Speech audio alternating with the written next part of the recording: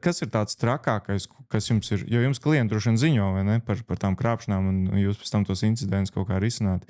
Kas ir tāds, ko tu redzēji tā kā trakāko vai interesantāko, ko tu nebija redzējis? Nu, mūsu pieredzē ir bijuši dažādi gadījumi, un uzņēmumi ir zaudējuši diezgan lielu naudu, kas mēram simtos tūkstošu. Parasti šos gadījumus publiski neviens nereportē, kaut kā baidās. Kaut arī, manuprāt, tā ir laba mācība visiem. Jo vairāk uzņēmumi sāks runāt par to, ka viņus uzlauza, jo lielāks awareness parādīsies par to, un cilvēki sāks aizdomāties. Jo parasti mēs jau sākam domāt par to, ka jāuzlabo kiberdrošība, pēc tam, kad mūs jau uzlauza, mēs esam zaudējuši naudu.